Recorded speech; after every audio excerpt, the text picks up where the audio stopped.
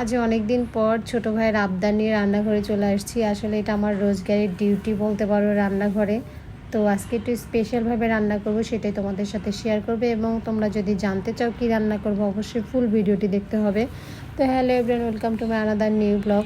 প্রথমেই তোমাদেরকে বলবো ফুল ভিডিওটি অবশ্যই তোমরা দেখবে এবং ভিডিওটি ভালো লাগলে সবাই লাইক কমেন্ট ফলো দিয়ে শেয়ার করে দিবা। তো ফার্স্টেই দেখতে পেয়েছো আমি এখানে পেঁয়াজ মরিচগুলো সুন্দর করে ভেজে নিছি। দেন হচ্ছে এখানে কাঁচা জিরা দিছি।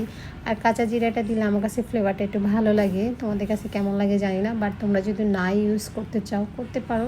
অ্যান্ড যদি কেউ করতে চাও করে ট্রাই করতে পারো যে কেমন লাগে। আমি আশা করবো ভালো লাগবে।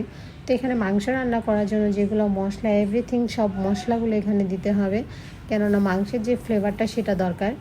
তো এখানে এত সুন্দর করে মশলাগুলো কষাইতে হবে যেন মশলার ওপর দিয়ে তেলগুলো ভেসে ওঠে, তাহলে বুঝতে পারবে যে মশলাটা কষানো হয়ে গেছে।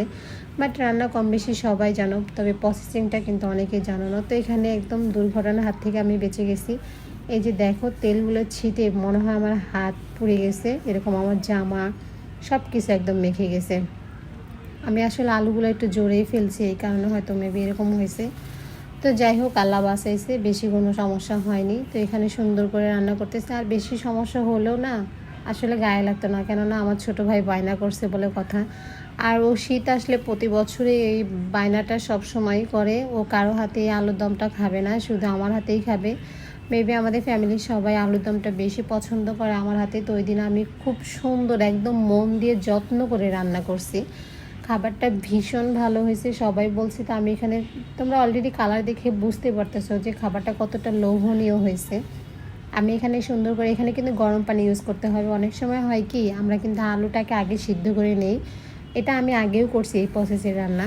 আলুটাকে আগে সিদ্ধ করে নিয়ে মশলাটা কষাই দেন হচ্ছে আলুগুলোকে ঢেলে দিয়েছি, একটু নাড়াচাড়া করে নামাই ফেলছি। বাট ওইটাতে চাইতে এটার টেস্টটা কিন্তু দ্বিগুণ হয় যদি আমরা মাংসের মতো করে যদি আলুটাকে একদম কষাই নিয়ে দেন হচ্ছে গরম পানিটা ঢেলে দেওয়া হয়। আর এখানে গরম পানি দেওয়ার পরে যখন বুদবুদ উঠছে তখন কিন্তু আমি এখানে আবার একটু ধনিয়া পাতা অ্যাড করে দিয়েছি। দেওয়ার পরে এই যে দেখো একটু ঝোল ঝোল টাইপ আছে, তখন কিন্তু আমি আবার ধনেপাতা দিয়ে একটু 2-3 মিনিটের মতো চুলায় রেখে দেন হচ্ছে এটা বন্ধ করে দিব, কেননা আমি চাচ্ছিলাম এখানে একটু মাখা মাখা থাক। তো এই যে এটা ফাইনাল লুকটা তোমরা এখন দেখতে পাবে। আর লাস্টে আমি বাবুদের সাথে যে যখন খাইছি সেই খাওয়ার ভিডিওটা আমি একদমই এডিট করে তোমরা ওখানেই দেখতে পাবা। এবং আজকের ভিডিওটা এ পর্যন্তই। আর ভিডিওটি যদি তোমাদের কাছে ভালো লাগে আমি আবারও বলবো বেশি বেশি করে শেয়ার করে দিবা এবং লাইক দিবা, ফলো দিবা আমার পেজটা। আর এই যে আলুর দমের এটা ফাইনাল লুক দেখো তো কেমন লাগতেছে, লাগে লোভনীয় কি? আমি কি ভালো রাঁধুনি হতে পারছি বলো? অবশ্যই তোমরা অবশ্যই জানাবো আমাকে কার কাছে আমার রান্নার রেসিপিগুলো ভালো লাগে। তো আজকের ভিডিওটা এই পর্যন্তই, এবং শেষেরটা না দেখে অবশ্যই কেউ ভিডিওটা স্কিপ করবা না, অবশ্যই না। বাচ্চারা সবাই হাই বলো, কেমন হয়েছে? এই যে দেখো ওরা কত মজা করে খাইতেছে। কেমন হয়েছে তোবা? আমার কাছে না ভীষণ ভালো লাগে যখন আমি রান্না করার পরে সবাই এরকম তৃপ্তি সহ খায়।